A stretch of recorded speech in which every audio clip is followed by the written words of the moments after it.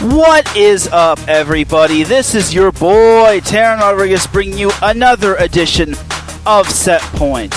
We have ourselves a busy and jam-packed show, as always, as Ohio State women's volleyball sweeping Penn State as they sweep the season series for the first time since 2001. The Lady Buckeyes are on fire as they are 12-0 on the season. Unfortunately, their series against Minnesota got postponed due to COVID issues within the Gophers program, but that is alright.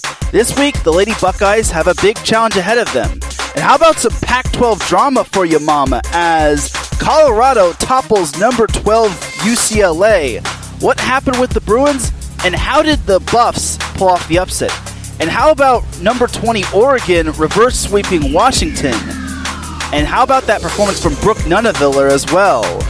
She is definitely making Oregon proud, and Oregon is looking pretty nice. And we had some history made in the Western Athletic Conference as a women's volleyball powerhouse program in that conference fell. Who was it, and who was on the right side of history? Also have a key NCAA men's volleyball series this weekend. Who is it going to be against, and what are the stakes involved? All that and more here on Set Point. This is Teran Rodriguez bringing you another edition of Set Point here on IE Sports Radio, your direct feed for all that is sports.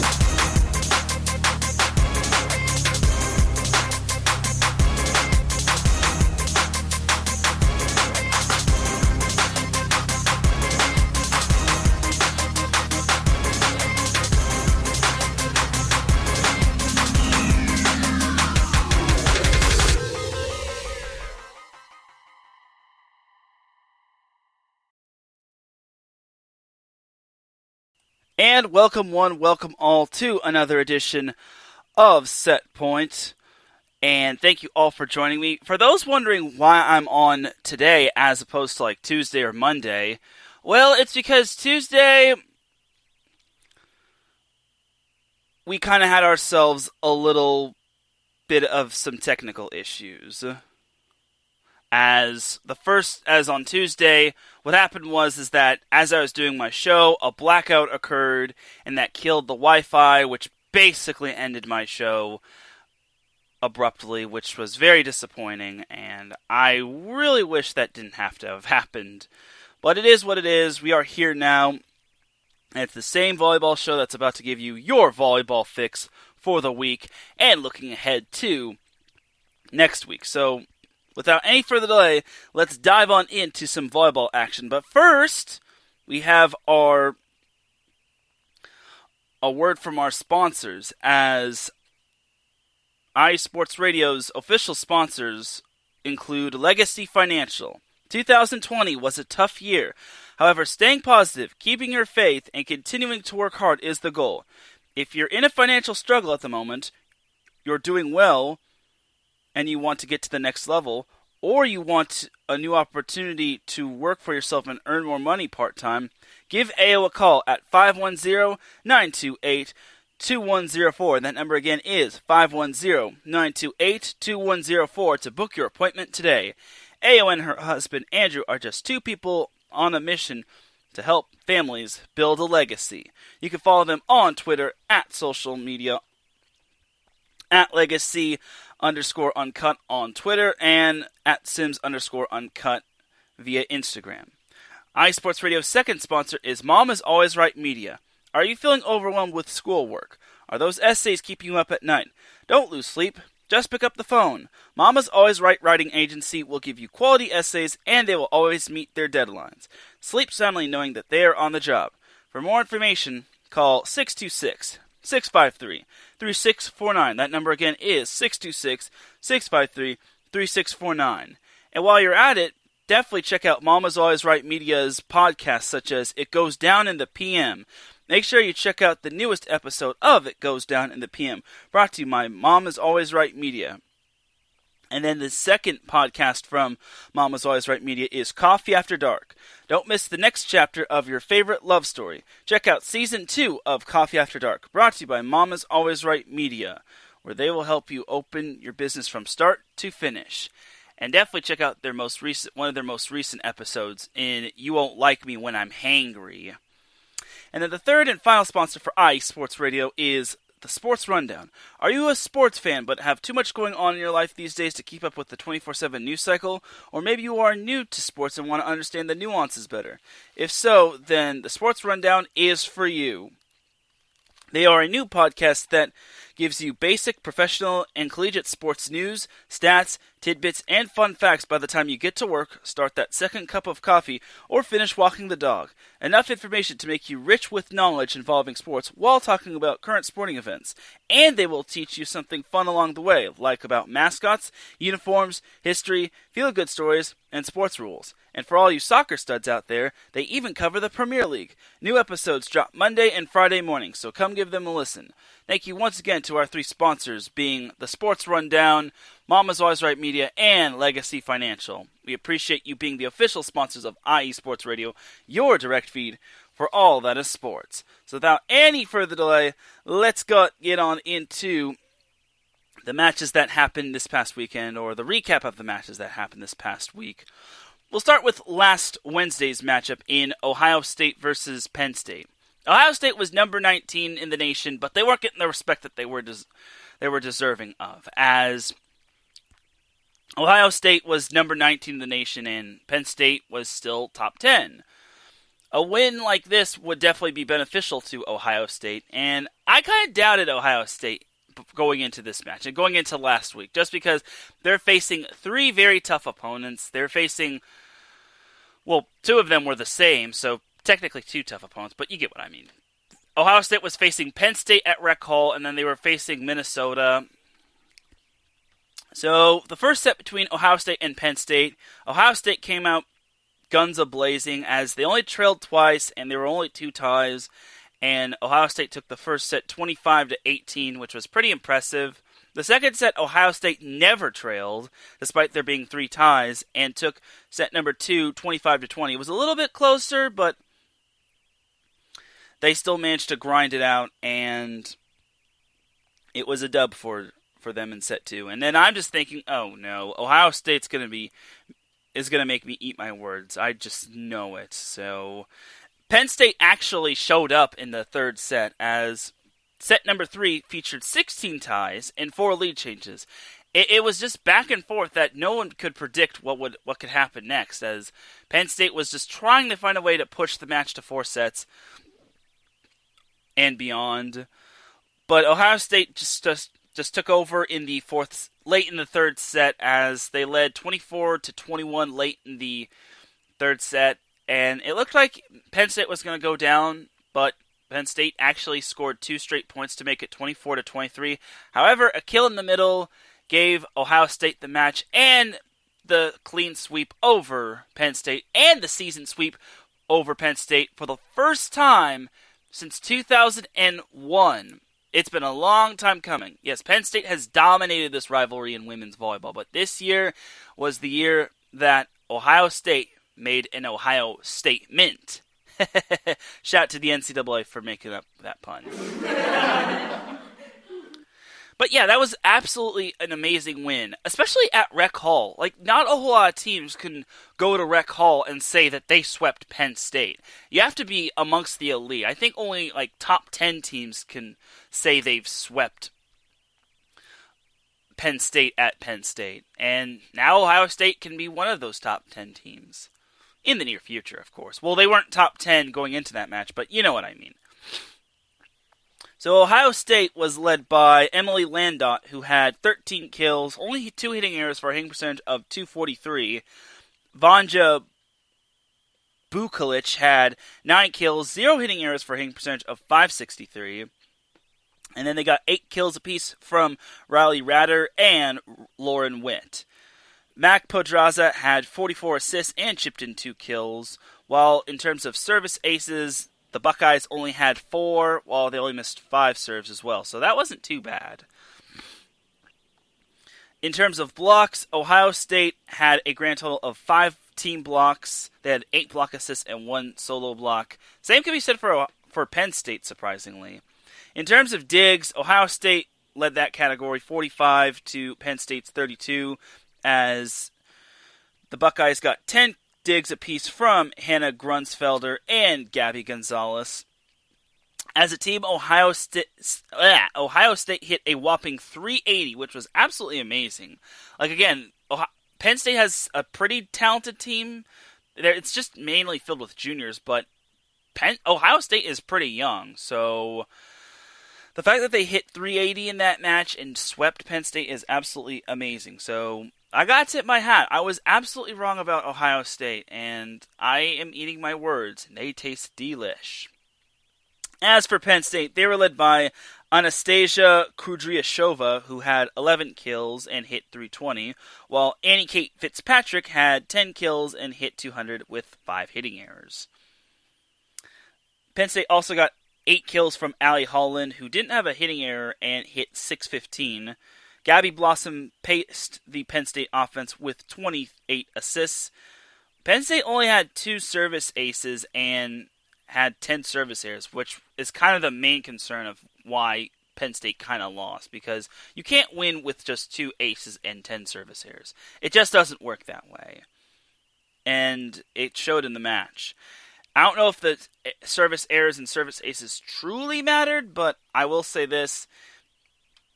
They got to have a better serving game if they want to win the big-time matches. Because if they're struggling against Ohio State, they're not going to have a good time against Wisconsin, Nebraska. I was going to say Minnesota, but they've already played Minnesota. So, in terms of digs, Penn State only had 32 compared to Ohio State's 45.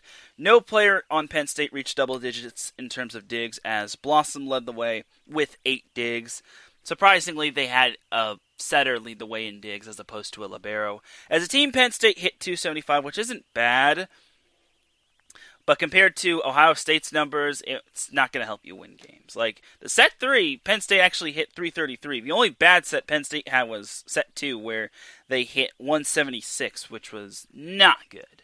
Not good. So, Ohio State still remains undefeated, and they're climbing up that Big Ten ladder. Unfortunately, Ohio State was unable to have their series against Minnesota due to the fact that COVID protocol happened with Minnesota's program. So Ohio State only had that match for that week, and that was that. So, but it's good that Ohio State swept the season series against Penn State.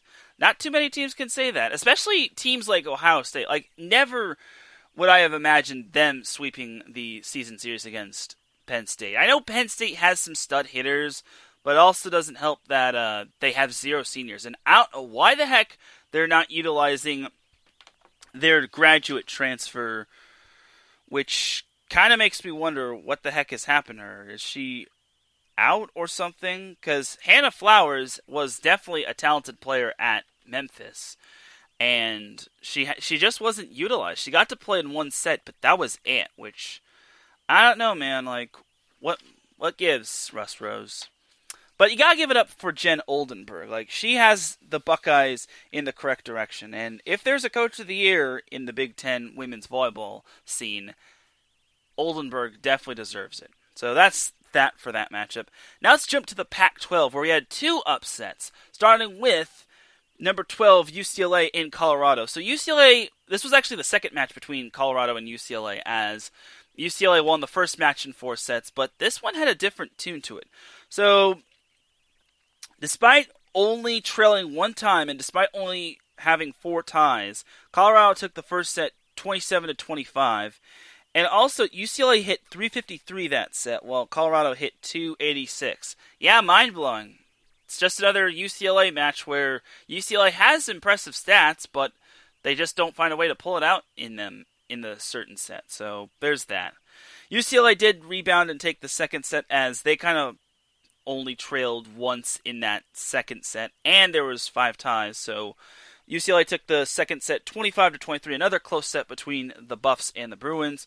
Set 3, Colorado and UCLA tied 13 times and had 6 lead changes, but in the end, Colorado took the third set 25-22. It looked as if the Buffs were going to pull off the upset, and I was looking at this, I'm like, oh, okay, but I was thinking, nah, no way. It's like, UCLA knows that they need every Pac-12 conference win, and also that Colorado has just not been able to pull out the big-time victories of the Pac-12, so there was that.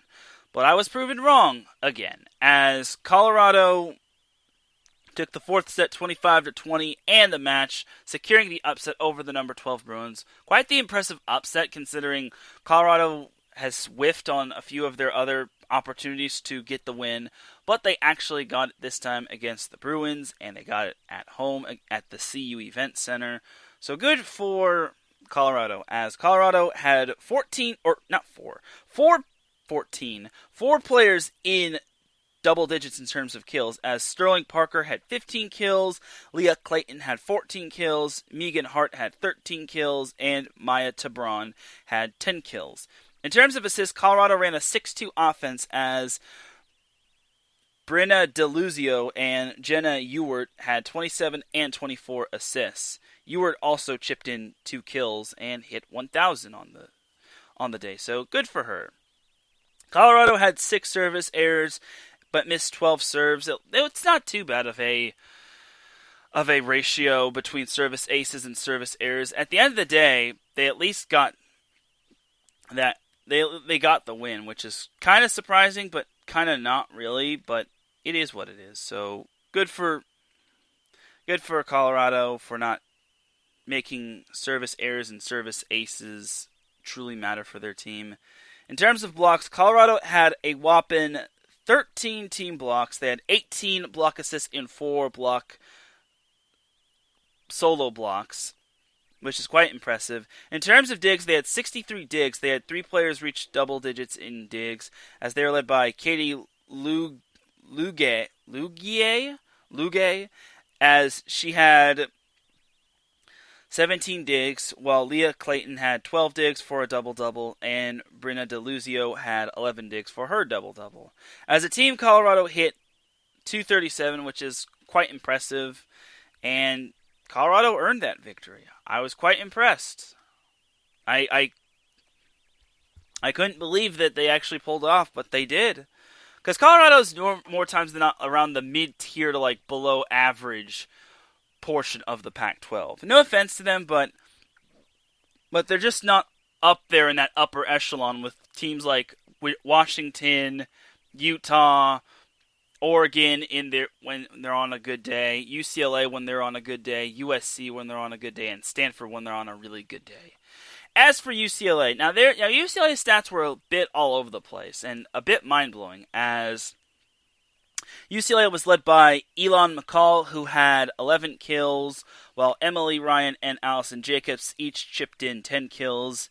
Iman Njai also had 9 kills as well for UCLA. UCLA also ran a 6-2 offense, as Kate Lane and Audrey Pack each had 20 assists. I still don't know the word about Devin Chang of UCLA, but if I do, then I'll let y'all know. In terms of service aces and service errors, UCLA only had 2 service aces, while they missed 4 serves. While the 4 missed serves are good, only having 2 service aces is kind of concerning, just because you're not serving aggressive, and you need to serve aggressive, especially at the collegiate level. That, or Colorado was doing a good job when it came to serve-receive, because serve-receive is also crucial if you want victory against a team like UCLA, so there's that.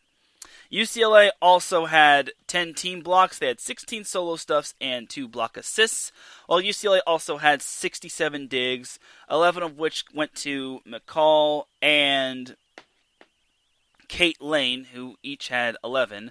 Zoe Fleck was the one that led him in digs with 19, and MacMay had 10 digs as well. Speaking of MacMay was just not on her A game. I don't know why, but MacMay only had 7 kills, 6 hitting errors for a whopping hitting percentage of 32. That's not going to get the job done. It really won't. That's pretty abysmal. UCLA as a team hit .205 as well, as the fourth set was pretty ugly for UCLA. UCLA only hit a whopping 94 in set 4, which That's not pretty good if you're UCLA. I thought UCLA was a much better than that. So UCLA's got a lot of work to do, and they're going to need to work a little bit harder if they want to win the Pac-12 this year. It's still up for grabs, especially after the next upset that I'm about to transition to. That just so happens to be Washington versus Oregon. So this was actually the second matchup between Washington and Oregon. The first matchup, Washington won that in straight sets. They're all tight, but they still won it in straight sets. The second matchup had a different tune. But in the first set, Washington pulled out the tight first set victory as there were 11 ties and 7 lead changes as the Huskies took the first set 27-25. The second set was more so of the same, except a little less tighter. But there were 10 ties and 3 lead changes as the Huskies took set 2, 25-22. And I'm just thinking, okay, well, Washington's got this easily because Washington knows that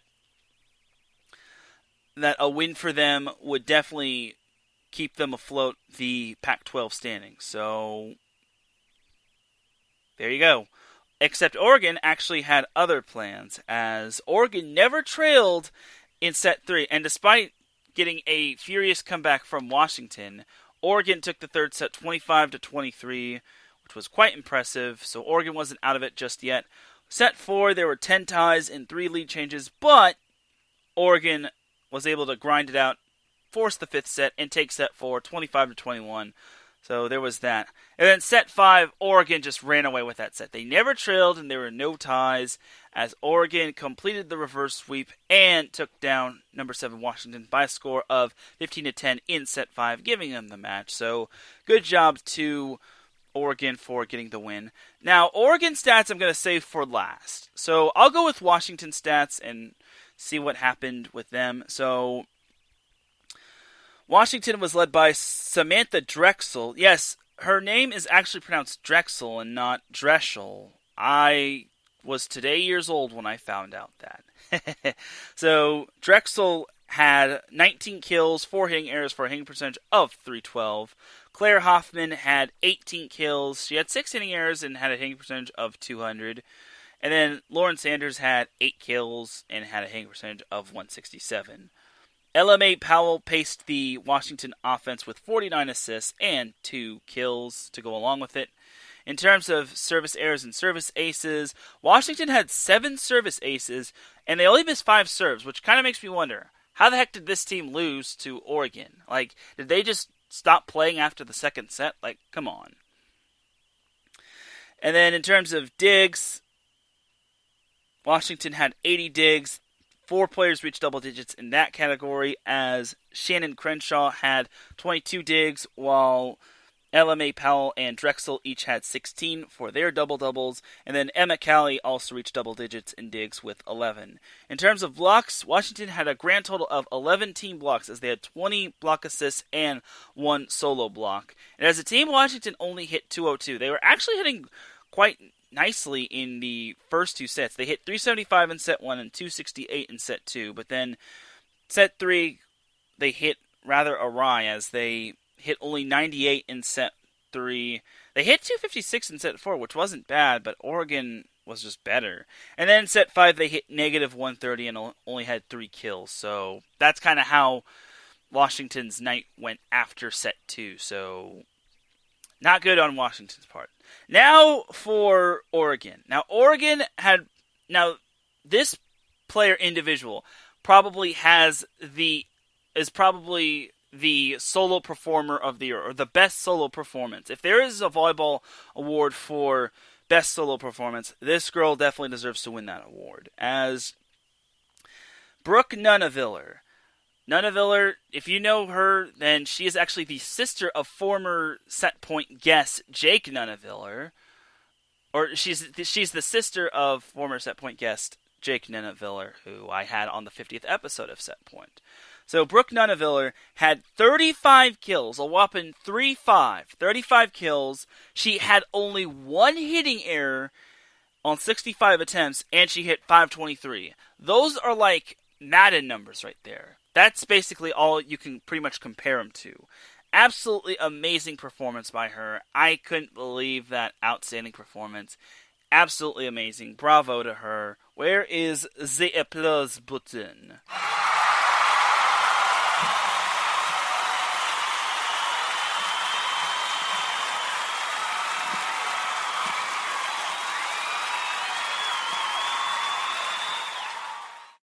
So yeah, that was absolutely an amazing performance by her. In addition to those 35 kills and that great hitting percentage, she had 19 digs, which was absolutely astounding. She had 2 block assists and 2 assists, which was absolutely amazing. So great job on her part.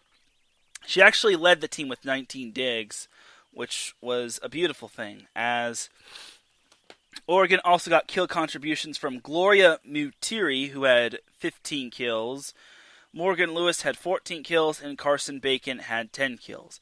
In terms of assists, 3 players surprisingly reached double digits in terms of assists, as Elise Ferreira and Kylie Robinson had 32 and 30 assists. That's basically their 6-2 offense. Even the libero Georgia Murphy was getting into the mix of assisting, as she had 12 assists. In terms of digs, like I said, Brooke Nunaviller had 19 digs, but also Georgia Murphy had 19 digs as well. Kylie Robinson chipped in 18 digs, Elise Ferreira had 13 digs, and Taylor Williams had 14 digs. And as a team, Oregon had 89 digs, which is absolutely mind-blowing. And Oregon had 11 blocks. And as a team, Oregon hit 276, which isn't bad. Their only bad sets came in set number 3, which, despite winning that set, they hit a low hitting percentage. And then in set 5, they only hit 120, which despite that, they actually won that set. So I really have to admit it. Oregon is legit. I had a feeling Oregon was going to be a team to watch for. So good for the Duckies. And this makes the Pac-12 really interesting because Utah, Oregon, I think Washington State might still be up there as well. Washington, UCLA, and then Utah are still in to win the Pac-12 regular season title. Only then will that team from the Pac-12, whoever wins the Pac-12 regular season championship, will get a spot in the NCAA tournament. So I actually do want to look at the standings right now. So Utah is now in first place all alone at 10-2. Washington State is surprisingly 8-2. If I could look at their schedule, yes, their game against Stanford got canceled. A couple weeks ago got canceled, and then their last weekend series against USC got canceled due to a COVID outbreak within USC's program. So Washington State hasn't really had enough games to play, and it's kind of tough for everyone to gauge on how good Washington State is fully, considering they have some good standout wins. They beat Oregon in week 1. They beat UCLA a couple weeks past. But they still got to prove themselves against teams like Washington and Utah. It sucks that they won't be able to prove themselves against USC and Stanford, but I actually could see them possibly beating both those teams. With how not so good USC and Stanford are, considering everything that's happened with COVID, and with everything that's happened with Stanford with COVID and injuries, and how their team getting hit hard in terms of graduation, I think Washington State can maybe beat both USC and Stanford. It's a long shot, but despite being a young team, I think Washington State is probably the dark horse to win the Pac-12 in women's volleyball. So we'll have to see, but it's pretty much, the Pac-12 is pretty much going to go down to UCLA, Oregon, Washington State, and Utah. Because now Utah is 10-2, and I think they've regained their confidence after they lost to Washington both times last weekend. So there's that. I'll be talking about a little bit more about the Pac-12 in a little bit. So now let's jump over to the ACC. So we finally got an actual top 25 ACC battle between two teams. So the two lovely contestants were Georgia Tech, number 20 Georgia Tech, and number 22 Pitt. Pitt has played a challenging schedule, while Georgia Tech has played a very light schedule. They have not played any ranked opponents. I guess you can count Miami from earlier in the season, but they're kind of not the same. So this was actually played on Monday, so I should make note of that. And I previewed this last Monday as well, just because by the time I would have already previewed this, it would have already happened. So there's that. Okay, so Georgia Tech and Pitt was quite the astonishing matchup, as there were 4 ties and 3 lead changes in set number 1, but Pitt was able to take that first set 25-19. The second set was definitely the closest set, as there were 12 ties and 5 lead changes, but that didn't deter Pitt, as they took the second set 25-23. Georgia Tech actually had a good chance to take that second set, but Pitt just said nope. And then in set 3, there was only 1 tie and 1 lead change, as Pitt just took that third set by storm, winning set 3, 25-19, and completing the sweep over Georgia Tech. Honestly, that is Pitt's most complete game out there. They've kind of struggled this season. Especially in the fall. The fall, they lost twice to Syracuse. They lost 1 time to Notre Dame, which they should have won that, but they got reverse swept. They lost at home to Louisville.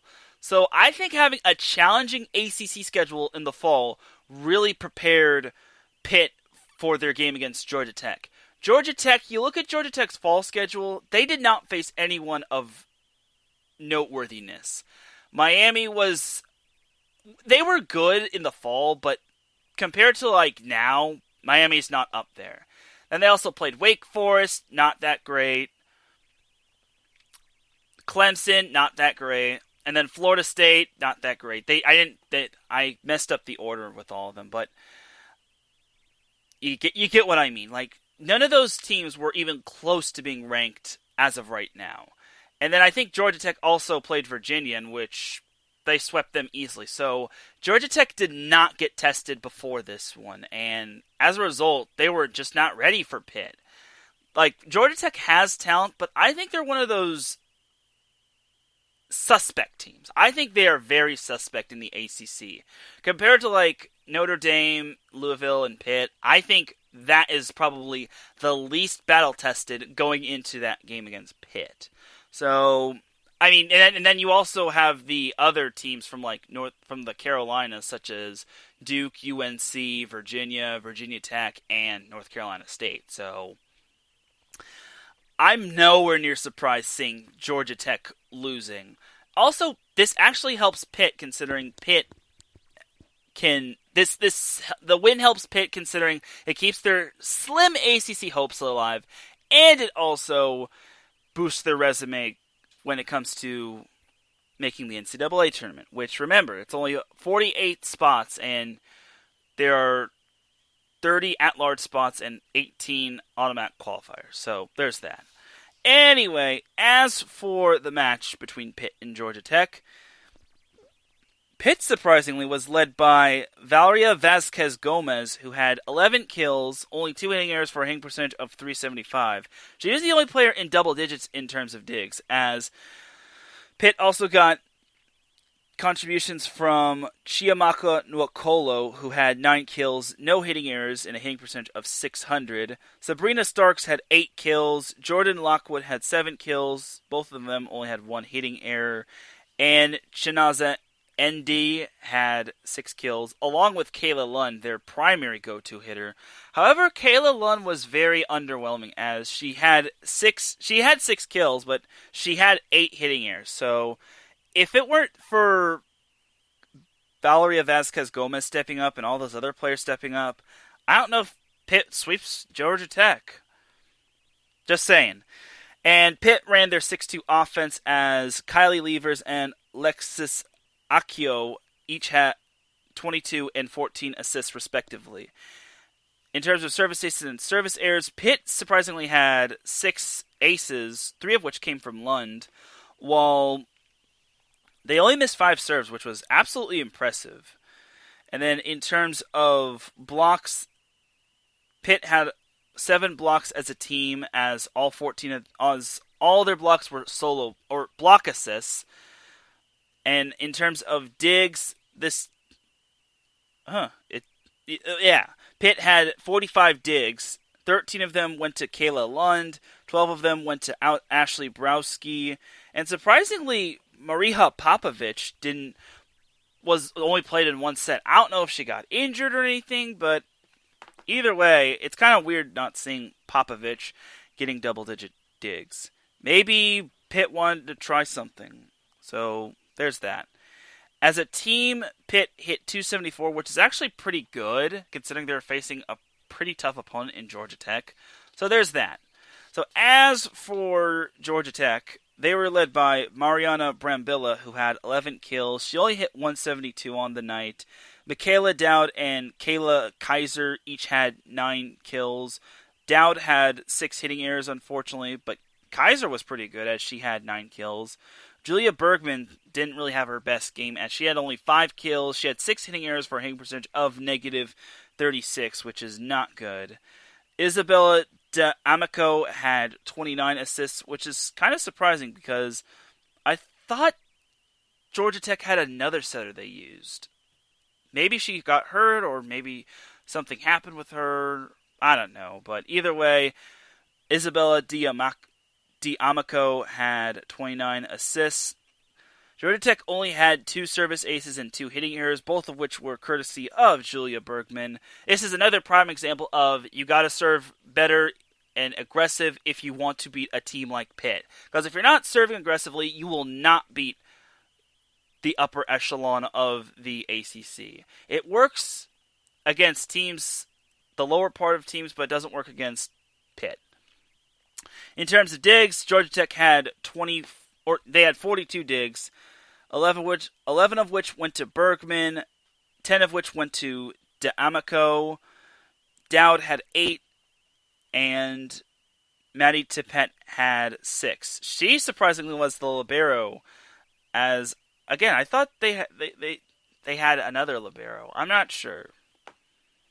Anyway, in terms of blocks, Georgia Tech had 6 blocks, 1 solo stuff, and 10 block assists.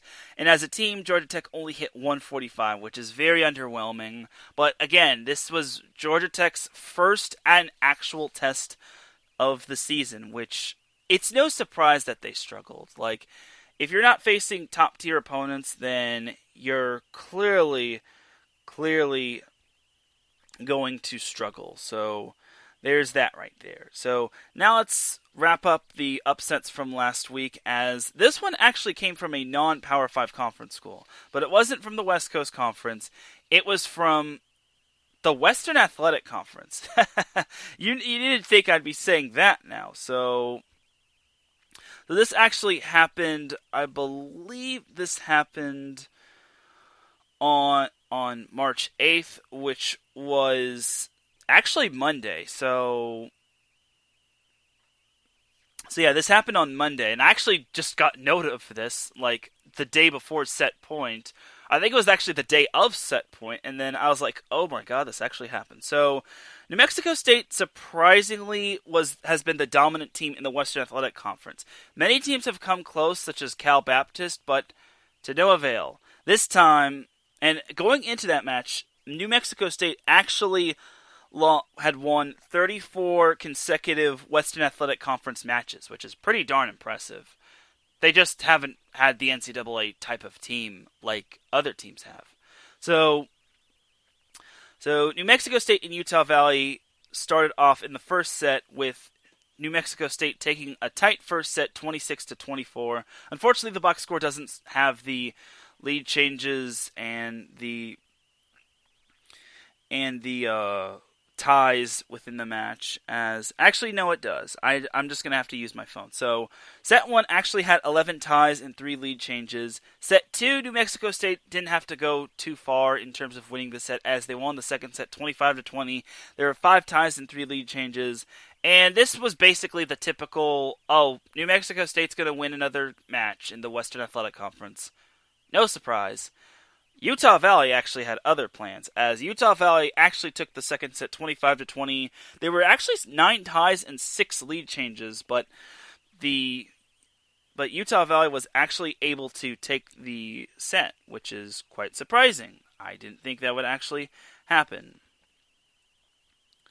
So now for set 4. So set 4 was quite tight, except there was actually not too many ties or lead changes, as there were only 2 ties and 1 lead change, but Utah Valley took the 4th set 25-22, forcing a 5th set, which was absolutely amazing. And then the 5th set was very, very tight, as there were surprising, despite it being tight, there were only 4 ties and 2 lead changes, and it was back and forth. Like, the latter part of set 5 was just back and forth, and it certainly needed more than 15 points, as Utah Valley was able to grind it out in set 5 and take the match 18-16 in set number 5, completing the upset and pulling off their first, or handing the first defeat to New Mexico State for the first time in 35 tries. So that deserves a round of applause right there.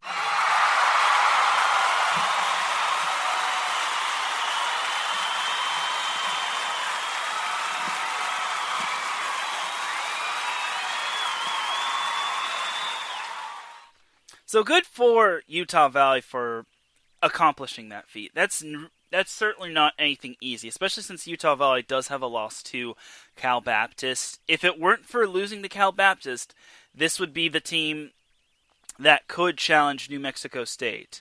Actually, Utah Valley actually has another loss on their schedule.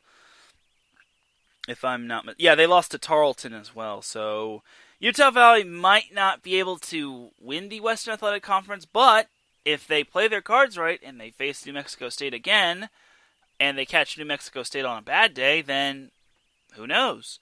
So looking at the stats for Utah Valley and New Mexico State, Utah Valley was led by Kristen Bell, who had 17 kills, 4 hitting errors for a hitting percentage of .241. Tori Dorius had 13 kills and hit .149.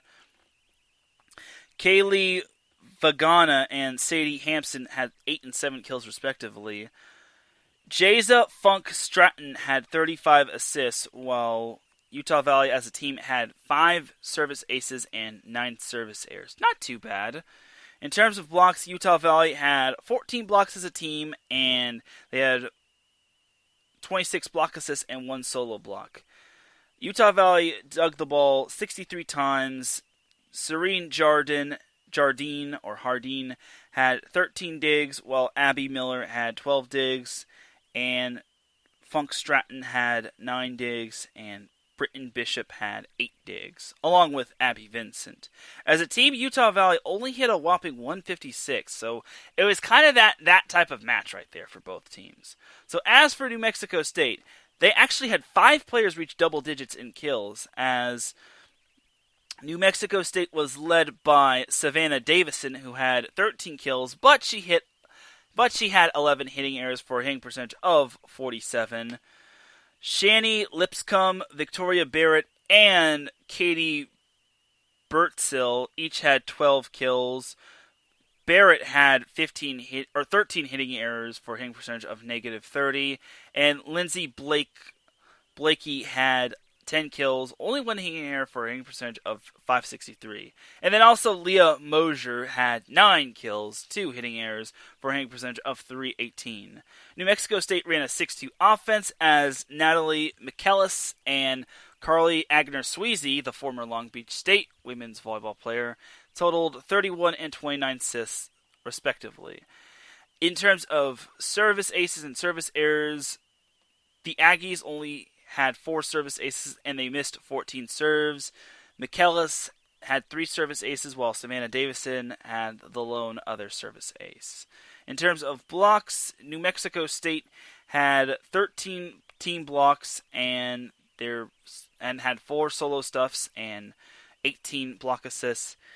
In terms of digs, New Mexico State had 73. 16 of them went to Barrett. 15 of them went to Darian Markham. 14 went to Davison, and 12 went to Agner Swayze. As a team, New Mexico State hit 169, which is also pretty abysmal. What really blows my mind is that New Mexico State had a whopping 68 kills compared to Utah Valley's 51. I don't know how New Mexico State lost when they had 68 kills to Utah Valley's 51, but this was probably the case of another Maryland versus Michigan game. I'm not going to go crazy over it just because it's the Western Athletic Conference, and nothing against the Western Athletic Conference, but I don't think the Western Athletic Conference can have a deep NCAA tournament run compared to like other conferences, especially like to teams such as in other non-Power 5 schools such as like BYU and San Diego. BYU is kind of out of that little echelon of good non-Power 5 conference teams until they beat San Diego, of course. And then you also got Creighton, who's up there, Marquette, that's kind of up there, and then Western Kentucky, who is probably the best team of all the non-Power 5 schools that are ranked. So there's that right there. And that's pretty much going to do it for all the recaps of all of our women's volleyball matches, and then pretty much all the noteworthy recaps. I will also make note of this recap in beach volleyball that Florida State was able to number 2 Florida State was able to knock off number 1 LSU 4-1. This was in beach volleyball, mind you. This wasn't in like NCAA volleyball. This was in beach volleyball, but it was still quite impressive that the Seminoles were able to do that against the undefeated Tigers. So good for Florida State, as we'll actually get into the top 25 AVCA coaches polls, as we'll start off with the women's side, we'll start off with the men's side of things. So 15 through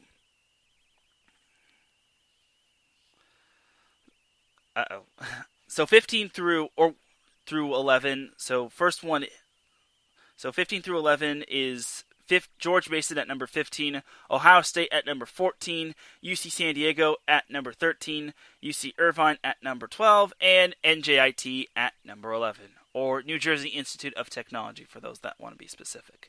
So 10 through 9, tied for 9th is Penn State and Long Beach State, who has yet to play a game. Number 8 is UCLA, number 7 is Grand Canyon, and number 6 is McKendree. 5 through 1, number 5 is Lewis, number 4 is Pepperdine, number 3 is UC Santa Barbara, number 2 is BYU, and the number 1 team in the AVCA men's volleyball coaches polls is Hawaii, which is no surprise. So now let's jump over to the women's side of things. As here's the top 25 in terms of women's volleyball in the coaches polls. So 25 through 21, 25 is Missouri, 24 is Pepperdine, 23 is Creighton, 22 is Pitt, and number 21 is Western Kentucky. 20 through 16, 20 is Georgia Tech, 19 is Oregon, 18 is San Diego, 17 is UCLA, and 16 is Washington State. 15 through 11, 15 is BYU, 14 is Notre Dame, 13 is Louisville, please give us that rematch soon. 12 is Penn State, who is out of the top 10 for the first time in quite some time. I think it's been over a year. And then number 11 is Ohio State, who deservedly is on the borderline of making the top 10 of the AVCA coaches polls. So 10 through 6. 10 is Purdue, surprisingly. 9 is Utah. 8 is Washington. 7 is Florida, and 6 is Baylor. And 5 through 1, number 5 is Minnesota. Number 4 is Nebraska. Number 3 is Kentucky. Number 2 is Texas. And number 1 in the AVCA Women's Volleyball Coaches Poll is none other than Wisconsin, who, despite missing last week, is still on top. So, good for them. Good for Wisconsin, and good for all those teams that are currently ranked. Now let's go to the beach volleyball rankings, which I fully admit I apologize if I haven't been paying too much attention to beach volleyball, but there's a lot going on in terms of NCAA women's volleyball that's indoors, NCAA beach volleyball that's outdoors, NCAA men's volleyball is getting into the swing, and I still have yet to cover AU Pro Volleyball. I need to get on that. I promise you all I will. So anyway, top 20 AVCA women's beach volleyball rankings. Let's go 20 through 16. 20 is Tulane, 19 is Stanford, 18 is Georgia State, 17 is Long Beach State, and 16 is North Carolina. 15 through 11, 15 is Arizona, 14 is Stetson, 13 is FIU, or Florida International University, 12 is Florida Atlantic University, and 11 is Grand Canyon. 10 through 6, 10 is TCU, 9 is Cal, 8 is Pepperdine, 7 is Loyola Marymount, and 6 is Cal Poly. 5 through 1, 5 is Hawaii, 4 is UCLA, 3 is LSU, which means we have a new number 1 in the AVCA Women's Volleyball, Beach Volleyball Coaches Poll. Number 2 is Florida State, and your new number 1 team in the AVCA Beach Volleyball Coaches Poll is, can we get a drum roll? USC, aka Southern California. Okay, it's not that impressive, but USC is back on top as they are the new number 1 team in NCAA beach volleyball, which is absolutely astounding and absolutely love to see it if you're a USC Trojan fan. So good for the Lady Trojans and good for my buddy Haley Harward, who transferred from Long Beach State to USC to finish out her collegiate volleyball career. So good for her and USC. So I think we're going to take ourselves a quick little break. When we come back, we shall preview all the important NCAA volleyball matches for this upcoming week in indoors. So you're listening to Set Point here on IE Sports Radio, your direct feed for all that is sports. We'll be right back after a word from our other shows.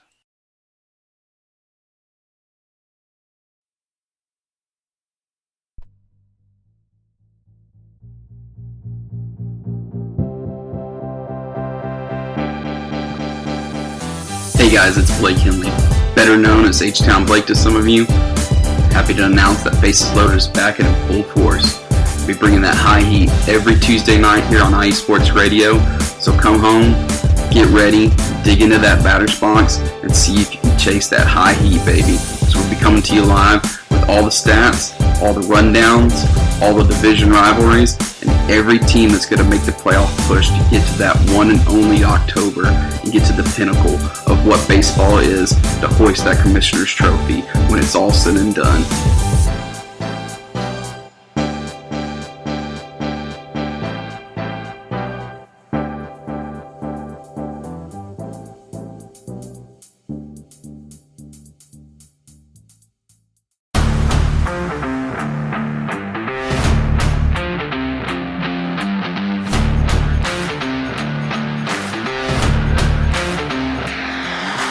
What's good, fight fans? It's your boy, Marcus Los Great, here to give you what you want, here to give you what you need. Yeah, man. Yeah. I'm coming to you live, straight from your mama's basement with a crispy, awesome white tea. We are coming to you live every Tuesday at 10 p.m. Eastern Standard Time. Powered by IE Sports Radio, your direct feed for all that is sports.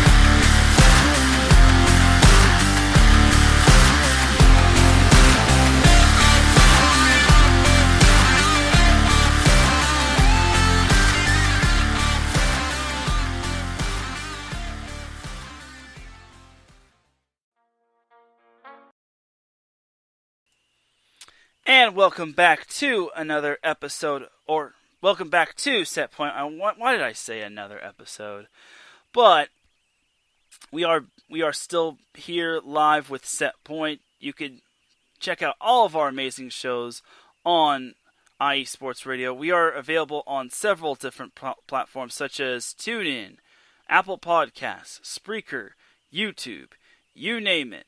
So definitely do give us a listen, and definitely do give us a follow if you're certainly not busy. So it's really, we're all just a bunch of sports fans who love to put on for the fans, and we are by the fans for the fans. So definitely do check that out. And I also got to give a shout to the live call crew at USRN, USRN2, Wellington Sports Radio, and IE Sports Radio. They're doing a great job when it comes to NCAA March Madness. We've had a lot of NCAA men's and women's basketball games that have been absolutely amazing. And for those that are doing live calls on USRN, USRN2, and Wellington Sports Radio, I salute you. So here's my tribute to you in terms of an applause button.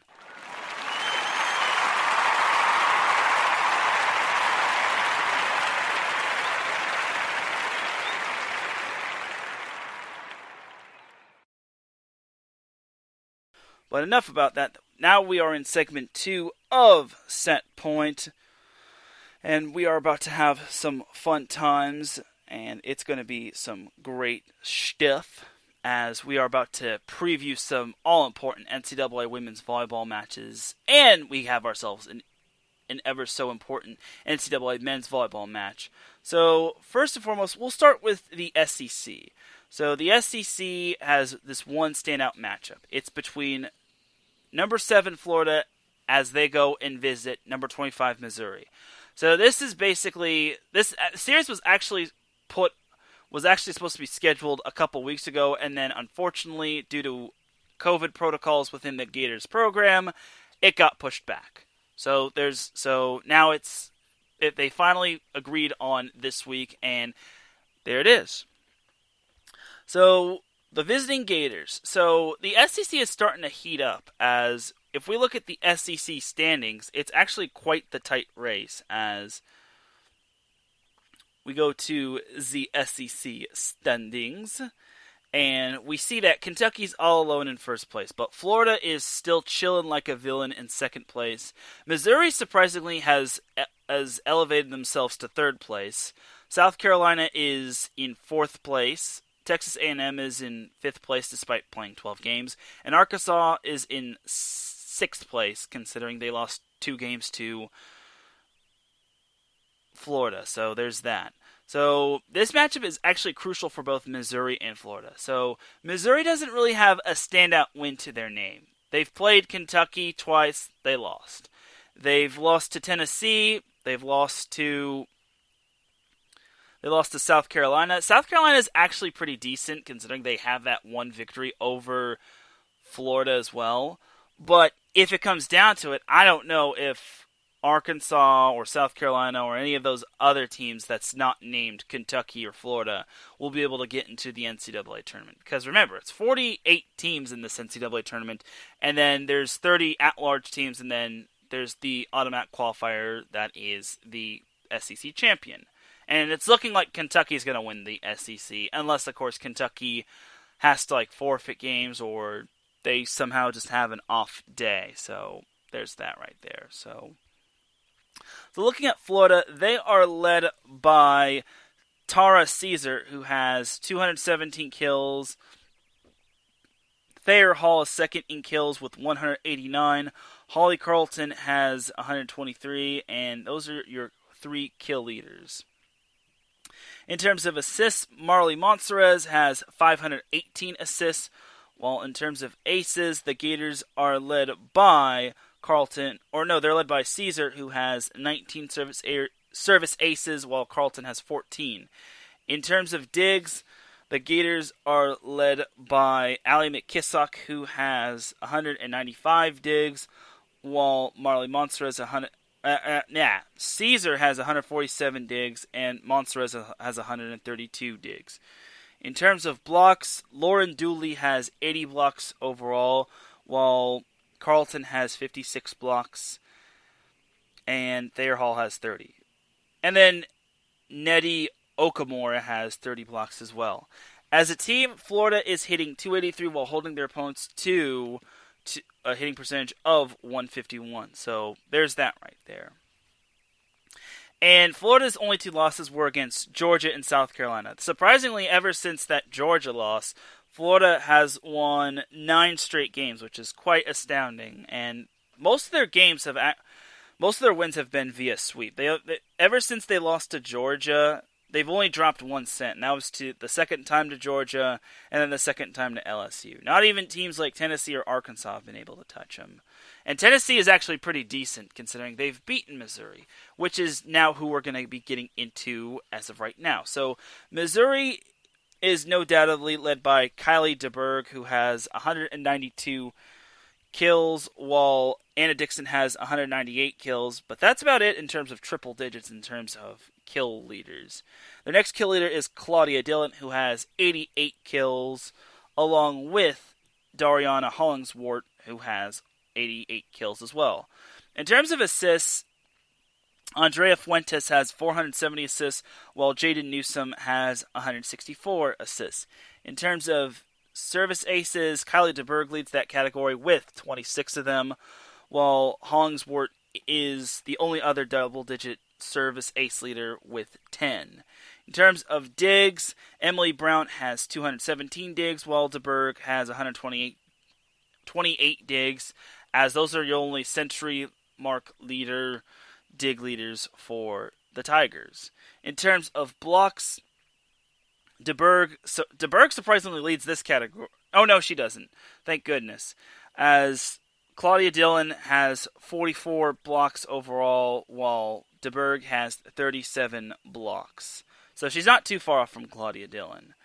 As a team, Missouri is hitting 273, but their opponents are surprisingly hitting 249, which is pretty bad if you ask me. Like, for a team that's been pretty much mostly ranked, this is a team that I thought would be holding their opponents to under 200 like Florida. Missouri's record is 11-5 overall, and they are 6-2 at home. Their only 2 home losses were courtesy of Kentucky, while Florida is 7-1 on the road and 7-1 at home. Their only road loss was to South Carolina, which they lost that in 5 sets. Still surprised on how they lost that match. So here's the thing about Florida, and here's the thing about Missouri. Missouri needs some standout wins if they want to boost their resume in order to get into the NCAA tournament. And I want to say South Carolina has already played most of their tough matches already, and the schedule gets a little bit lighter.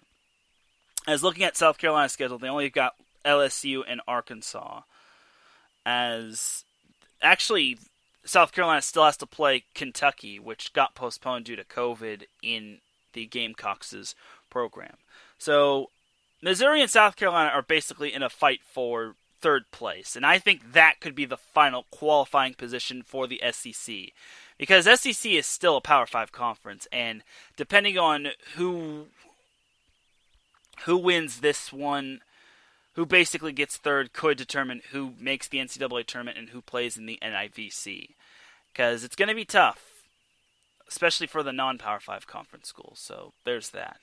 Florida, on the other hand, is thinking SEC championship, because ever since those 2 losses, Florida has not been the same team, as they're not on the level of Kentucky. Kentucky has just been dominant. They haven't lost too many sets in their matches. They've been sweeping everybody.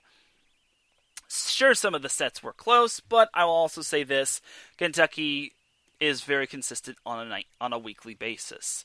Florida sometimes has trouble, but for the most part, the Gators have been really on top of it, and that's kind of what makes me that's what makes me think that they're going to win this series. They're going to win both matches, and this series is more important for Florida because Florida wants to prove that they are indeed a top 10 team, and they deserve to be in the top 10. Missouri is just barely treading above being ranked and possibly making the NCAA tournament. The only reason why Missouri is ranked is because Arkansas fell from 3rd place all the way down to 6th place. But Arkansas played Florida that week, or last week, so there's that right there. And me personally, I think that most people don't really have this as a important matchup for both teams, but I think this is just as important considering Missouri wants to actually register a win over a ranked team, and then Florida wants to keep its SEC title hopes alive, because if Florida loses another match, then their SEC hopes are all but gone, because they'll pretty much be 3 full losses behind Kentucky if any other matches get made up. I'm pretty sure we'll at least get South Carolina and Kentucky in the same gymnasium, because looking at Kentucky's schedule, Kentucky this week plays Ole Miss, which that's not going to be too big of a challenge. And then next week, Florida and Kentucky face one another, and that's going to be a huge series for both the Gators and the Wildcats. I'm pretty sure there's going to be one final week of making up matches. It's going to be in the final week of March, and the first week of first week of April is when they'll be having the makeup matches, in case anything got postponed due to weather or due to COVID as well. So there's that. But I got Florida winning both of these matchups. Missouri just doesn't have that it factor against the Gators. You compare Florida to Missouri, Florida is, other than those 2 losses to Georgia and to South Carolina, they're still a very good team. There's a reason why they're top 10. Missouri was mid-tier. They were in the mid-teens, and then those losses to Tennessee really set them back. And then Missouri just flat out lost to South Carolina and just disappeared altogether. Now they're back in the top 25 because shenanigans. So I think, to me, Florida is just more consistent. And that's the key that Missouri struggles with, consistency. And with a big series coming up, however, this Florida-Missouri series could be a trap game for Florida. But I got Florida winning this one, considering if Florida if Florida loses another match, they can kiss the SEC goodbye. That's all I gotta say. Florida knows that they can't afford any more losses going forward. They have the firepower. They have a mixed bag of underclassmen and upperclassmen, and I just don't see Florida losing to Missouri. Missouri has not proven themselves as a ranked team. It's to this point of the season where there's 3 weeks left, including this week, that Missouri has not proven themselves, and they've been ranked throughout most of the season. That says a lot about Missouri, considering Missouri's basically a borderline team at this point. Them and South Carolina will be fighting for who gets third. And then you also can't count out Texas A&M because they've got matches that need to be made up. And then we also can't count out Arkansas, which, despite not having a standout win, that team could possibly get into the NCAA tournament if they play their cards right. But it still remains to be seen. So we'll see how it goes. So jumping from the SEC, we'll jump to the Pac-12, where we've got 2 powerhouse teams facing one another. We have Utah versus UCLA.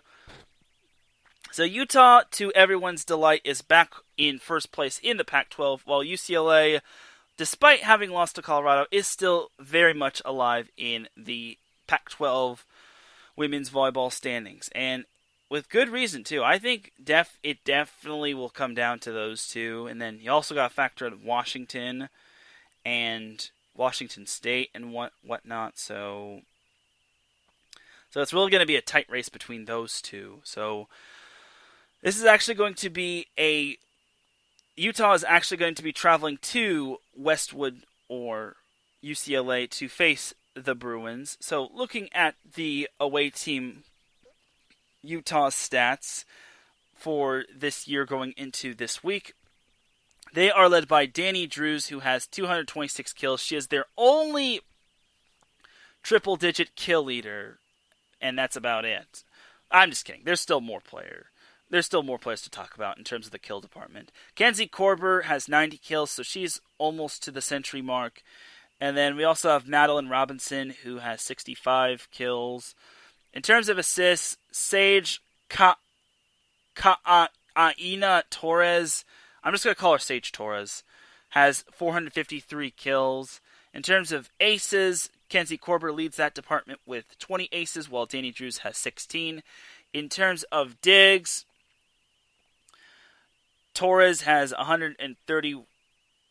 Am I reading? Yeah, she leads the team in digs with 131 digs, and so she's basically the setter is basically also the dig leader as well. Go figure.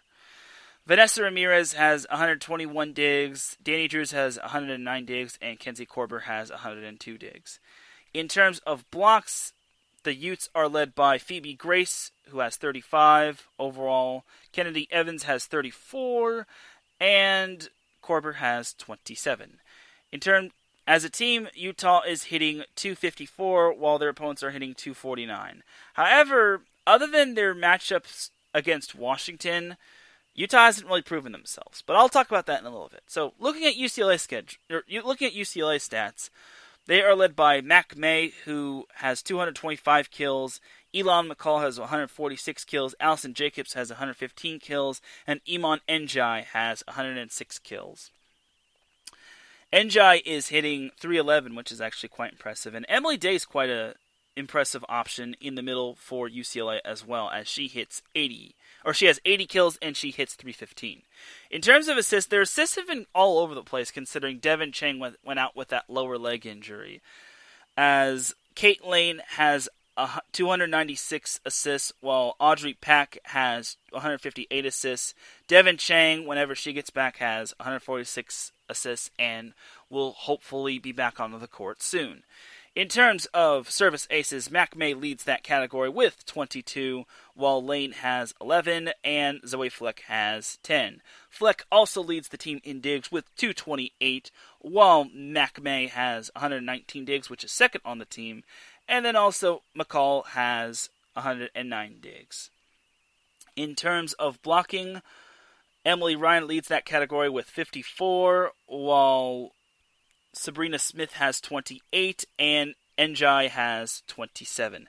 As a team, UCLA is hitting .246, but their opponents are hitting .207. It's not as bad as like Missouri's opposing hitting percentage, but it's still kind of high, even for an opponent, for all their opponents. And looking at UCLA's schedule, like UCLA hasn't really like convincingly beat a team. Like against Colorado, they struggled. Against Arizona, they barely had to squeak it out. Against Arizona State, they kind of had to squeak it out in the first match. And then they also had trouble with Oregon, Washington State, and Washington. Or they split those matchups between Washington, Washington State, and Oregon. But at least for UCLA, the schedule kind of gets a little lighter. But here's my thing about Utah and UCLA. So that's actually the tale of the two same teams. UCLA has a little trouble closing out opponents and sometimes winds up on the wrong side of the score. Utah at first has not been battle tested, but ever since their losses to Washington, I think they've finally been woken up, considering they have been proven that they are not invincible. I said invisible. But Utah they haven't really had that true standout win. Like, that's kind of the problem for Utah. They have 0 standout wins, and they've also kind of struggled with certain opponents as well. I will say this about their recent series against Stanford. They kind of had to earn that series against Stanford, just because Stanford hasn't been able to take the court too many times this season. But I'll also say this, that Utah kind of needs to prove themselves, and this is the series to prove themselves. Here's the thing about UCLA, though. Like, if Mac May has a bad night and everyone else has to step up, that could be Utah's breakthrough. But the thing about Utah is that Danny Drews cannot carry the team. Everyone else has to step up, like Kenzie Korber, Zoe Wetherington, Madeline Robinson, and Phoebe Grace. They all have to step up. If it's a one-man show for either team, it's basically going to be a recipe for disaster. I got both teams splitting this series. I'm not saying that one is better than the other, but I think this is going to make for an interesting concept in the Pac-12, and it's going to make the Pac-12 race even tighter. And it's going to be one heck of a race. And I'm looking forward to that series between both UCLA and Utah. And the thing about UCLA is that they have a lot to prove, because if they want to win the Pac-12, they kind of need to run the table and maybe get a little help along the way. So UCLA needs to basically start winning and winning now, because if they can get through this series against Utah, then they might have a favorable schedule going forward, as I will be checking their schedule on the Pac-12 website. After this weekend, the schedule kind of lightens up for UCLA, as next week they play USC at Galen Center and at Pauley Pavilion. Then the following week, UCLA plays Oregon State at Pauley Pavilion, and then the final week between UCLA and Stanford, for UCLA plays Stanford at Stanford, which I don't think Stanford... I think Stanford's a dark horse-ish team, but I will also say this, Stanford's clearly not the same team as last year, so I also got to throw that in there. But I think UCLA and Utah split their series this week. This is the case of UCLA has trouble closing out their opponents in comfortable fashion, while Utah is the case of Utah has no standout wins and they need to prove themselves. Otherwise, they're going to get exposed like last year when they played BYU in the NCAA tournament. Actually, no, I'm sorry. Like they did against Stanford in the NCAA tournament. BYU lost to Utah. BYU was the one that got exposed by Utah. My bad, Utah fans. So, anyway, the last noteworthy NCAA women's volleyball matchup for this week is number 11 Ohio State taking on number 5 Nebraska at Ohio State. So, Nebraska comes in with a record of 9-1 overall and 9-1 in conference, while Ohio State comes in with a record of 12-0 in both conference and overall. So Nebraska is led by Lexi Sun, who has 130 kills, while Lauren Stivrins has 113 kills. Maddie Kubik has 95 kills, and Kayla Caffey has 54 kills.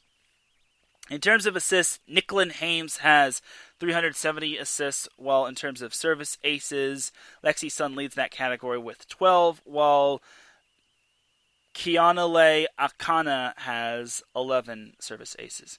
In terms of digs, Kenzie Knuckles has 114 digs, while Nicklin Hames has 103 digs.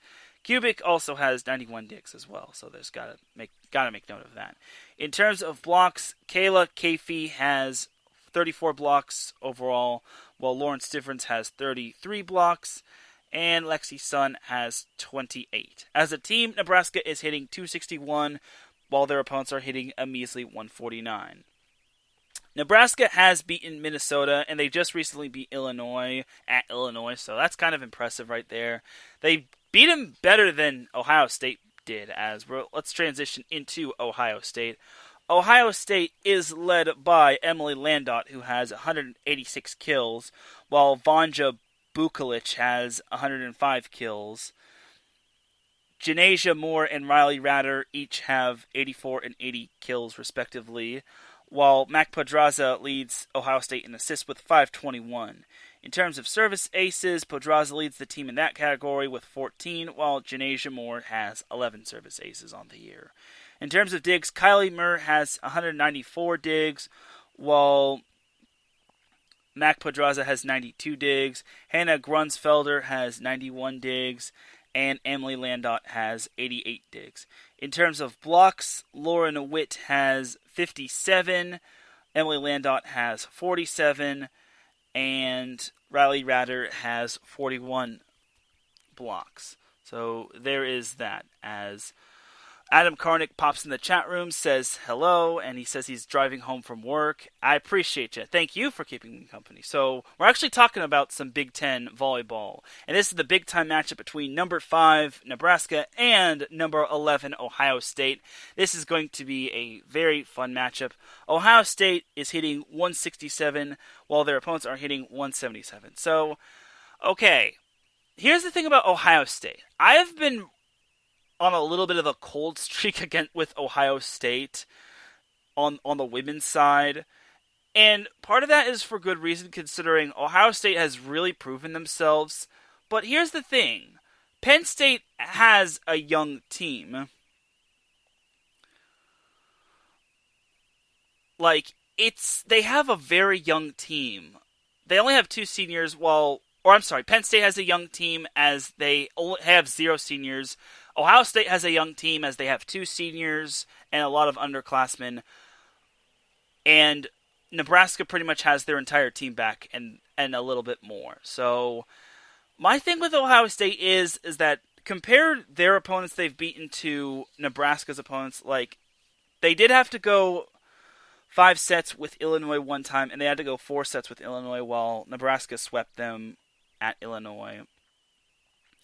And then also, in terms of Rutgers, Ohio State nearly lost to Rutgers. Like, if it weren't for that miraculous miracle in that 5th set, Ohio State would not be 12-0. I'm just saying. And then a lot of Ohio State's matches have just been more dramatic than it needs to be. Like, I get it. Like, it doesn't matter how you win. It's if you get the W or not.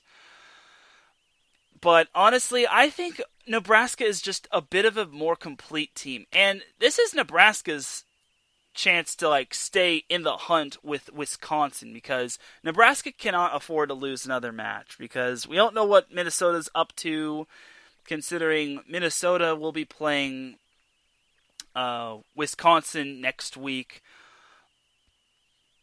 But Nebraska knows they cannot afford another loss in terms of the Big Ten, because if they lose another match, then that could pretty much punch a hole in their Big Ten championship hopes. The same could be said for Ohio State, but Ohio State's schedule gets so much tougher. I know next week Ohio State plays a little bit lighter of an opponent. I want to say they play Michigan next week, considering next week is an overall rivalry week for everybody. And I made a mistake, everybody. The matchup between Nebraska and Ohio State is going to be played at Nebraska. I'm thinking of Ohio State's matchup against Minnesota being played at Ohio State. So Ohio State is traveling up to Nebraska to face number 4 Nebraska, not number 5. I'm getting Minnesota and Nebraska mixed up, which is my bad. But that being said, Nebraska is going to take both matchups against Ohio State. Why? Because it's tough to beat Nebraska twice at Nebraska. You can't do that. There's only a handful of teams that can beat Nebraska and Nebraska, and Ohio State is certainly not one of them. I'm not trying to bag on the Buckeyes because they're having an amazing year. They're 12-0, and they just recently swept the season series against Penn State. But in the case of which team is better overall and has like better firepower and better returning talent, it's clearly Nebraska. If Ohio State had a few more seniors on their team, I think they'd have a better shot. And if this game was at Ohio State, I think Ohio State would beat Nebraska. But in this case, Nebraska is clearly the better team. They have home court, and I think Nebraska is also allowing fans. Yeah, Nebraska is allowing 100 fans at their game. While it's not going to be a packed house, I just don't see Ohio State winning on the road. Yes, I get it. They've won 7 games on the road, but Ohio State's just too young. They're like a year or 2 away from knocking off that upper echelon team. They were able to beat Penn State, yes, but Penn State has 0 seniors, and they have a full junior class. Like compare Nebraska to Penn State. Nebraska is clearly the better team. No debate, and that's why I think Nebraska is going to beat Ohio State. But despite this, I think Ohio State is having an amazing season. And another problem with Ohio State is that they haven't been battle tested all that much. All their wins They have 12 wins, yes, but only 2 of them have come against ranked teams via Penn State. And like I said, they've had to grind it out against teams that they shouldn't have to grind it out, like against Rutgers, Maryland. Illinois is an okay team. Like, they're still receiving votes. But, like, Ohio State just hasn't had convincing wins, and they haven't made me say, they don't have that it factor that just makes me say, hey, I think Ohio State can win the NCAA tournament this year. They just don't have that it factor. So, Nebraska, I'm taking you to win both matchups against Ohio State this weekend.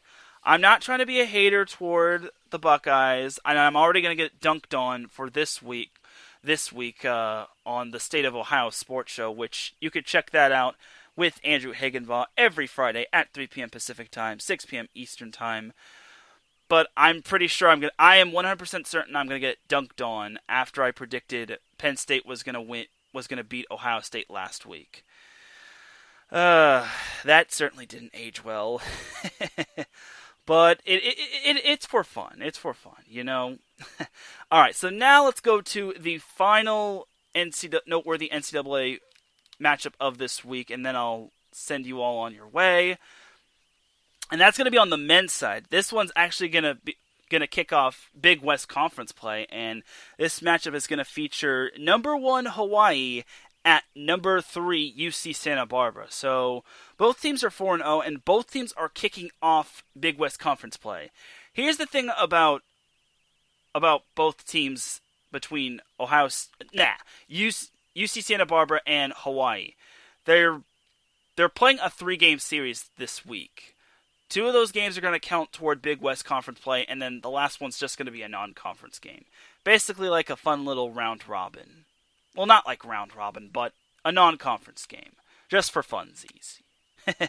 So both teams are actually have actually faced the same opponents. They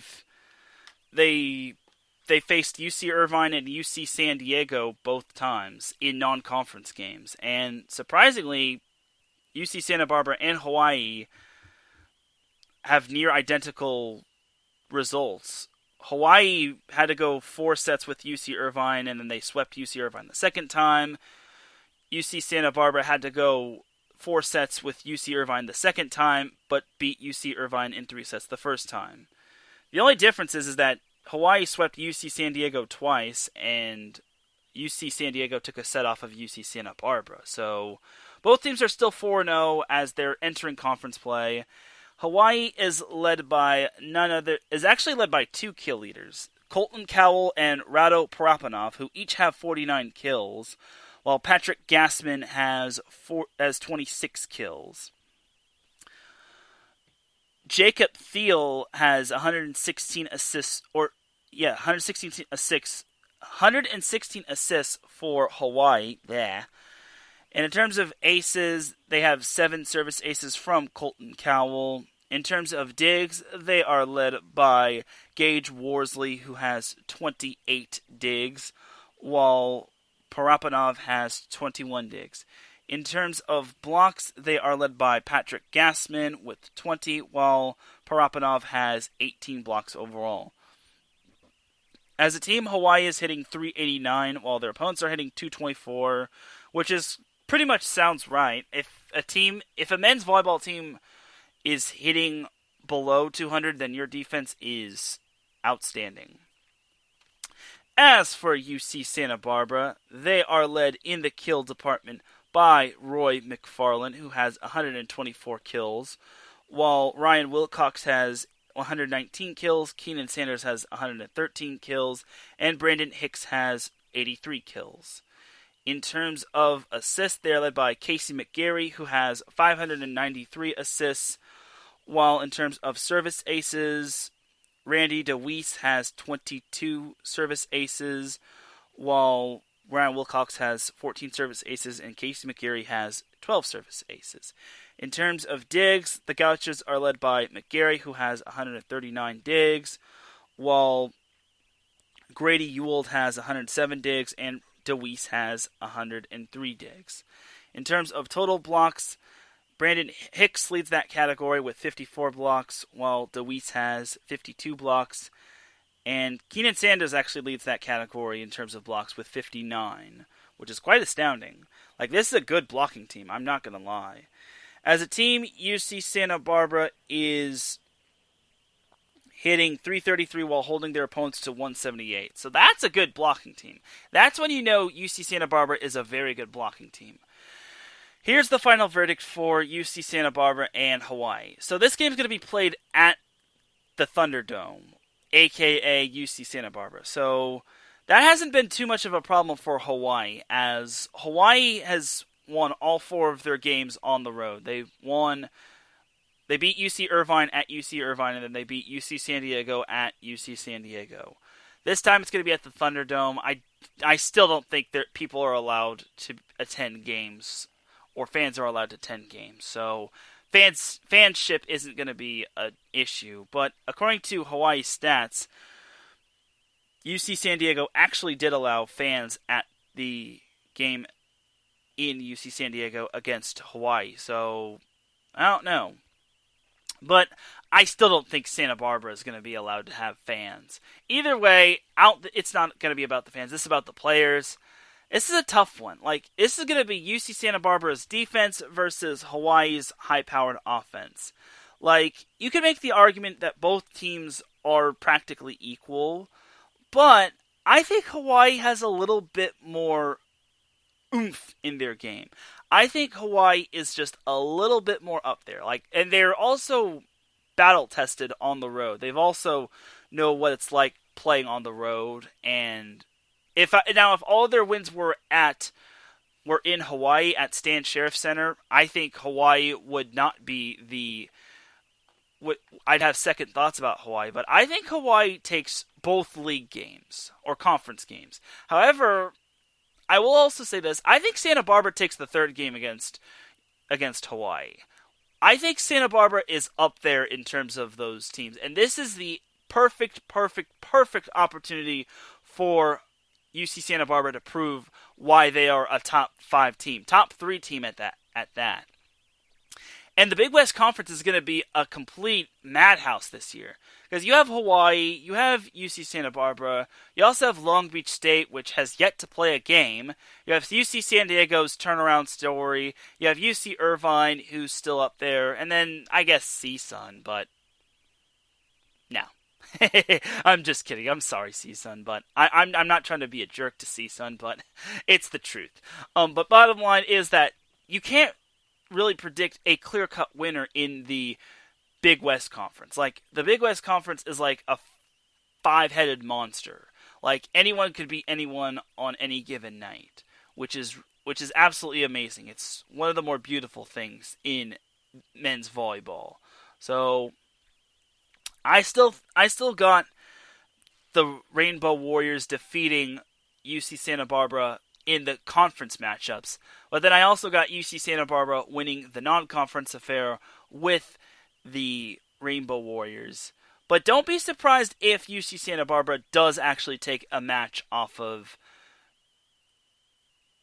number 1 Hawaii. Like, Hawaii is good, but both teams, included UC Santa Barbara, have not proven themselves. They haven't had a true challenge. I'm not trying to say UC Irvine and UC San Diego aren't true challenges, but it's not like that top 5 affair, top 5 matinee or top 10 matinee. Like, this could decide the Big West Conference right here. And boy, howdy, I am all for it, and I am looking forward to this series. The series actually starts tonight, and then they go through Friday, and then they go through Saturday, which is really cool. I also kind of failed to mention that in the previous series, that Utah and UCLA are facing one another on Friday, and they're facing each other on Saturday, while Missouri is facing Florida on Friday and on Saturday, and then Ohio State and Nebraska are facing one another on Friday and Saturday. So there's basically your key dates. But tonight is UC Santa Barbara versus Hawaii at the Thunderdome, and I'm really looking forward to that. I am curious to see if the Gauchos defense can put a lock on Hawaii's offense. But it's going to be tough, considering Rado Propanov is a freaking cannon, Colton Cowell is basically a nuke, and Patrick Gassman is all gas and no brakes. So there's that right there. But that's going to do it for all the previews of this week's noteworthy men's volleyball matchups. And that's going to do it for tonight's show, or today's show, wherever you're listening from. Either way, that's going to do it for this week's episode of Set Point. I'm sorry if everything got a little haywire on Tuesday. But next week, Set Point will be back, because next week is Rivalry Week. And Rivalry Week is basically going to be all sorts of madness, considering it's going to be competing with March Madness. And there's going to be a lot of key matchups for next week in all sorts of conferences. One more matchup I do need to make note of in terms of an honorable mention of noteworthy matchups this week in terms of NCAA women's volleyball. It just so happens to be number 18 San Diego against LMU in women's volleyball. Now, San Diego is obviously good, but they kind of had a little postponement in terms of their weekly schedule, as their games against Pacific were postponed due to a COVID outbreak and COVID protocols, and they had to postpone that series. So basically they're facing LMU, and that is a potential trap series right there. So I can see LMU giving San Diego a challenge, but I think the Toreros come out on top. But here's the thing with LMU and San Diego. LMU could be a trap opponent for San Diego, as next week the Toreros play BYU, and that's going to be what decides the West Coast Conference right there. So you'll have to find out about the full recap and the full preview of BYU and San Diego next week. But that is fully going to do it for Set Point. Thank you all for tuning in. Gotta give a big shout to the chat room. Larry B popped in the chat room saying the madness is real with volleyball. I agree, especially next week, considering it's rivalry week. And we're going to be seeing all sorts of rivalries, such as Minnesota, Wisconsin, USC, UCLA. Can't forget about them. We're also going to see Kentucky and Florida. We're also going to see, heck, we may even see Creighton and Marquette again, as they may actually get something finalized. And who knows, maybe we'll get some noteworthy non-Power 5 conference rivalries in other conferences. So, good stuff. It's going to be a good time. And next week we're going to be on Tuesday. Unfortunately, I said I was going to be on Monday at 5 p.m. Pacific time, but now it's looking like my schedule is going to be shuffling yet again. And I am sad face, but that is okay. We got to make it do what it do. As long as we don't get another blackout, I will not be PO'd. But that's going to do it for today's show. And without any further delay, well, one last thing, then we'll drop the beat. We're already at 80 episodes. Holy criminy. Like, we're 4/5 of the way to the century mark. Time flies, man. Pretty soon we're going to be celebrating the 100th episode of Set Point. But I'm not going to look too far ahead. Right now, it is time we drop the beat, because I'm about to dip like a banana in chocolate. You feel me? Thank you all once again for tuning into Set Point. I appreciate you. Don't go anywhere. In about 20 minutes, you will be listening to The Extra Mile with Daryl Kinsey Jr. and a few other guests as well. It's going to be a fun time in The Extra Mile because, well, Daryl and his crew always do a great job. And and we talked about my show having 80 episodes. They have over 150 episodes. So definitely check out The Extra Mile coming on in about 20 minutes. I may also make a guest appearance, and it's going to be a fun time. For everyone here at IE Sports Radio, this is Teran Rodriguez signing off. I will see you all tomorrow for the SoCal Supreme Sports Show at 4 p.m. Pacific Time.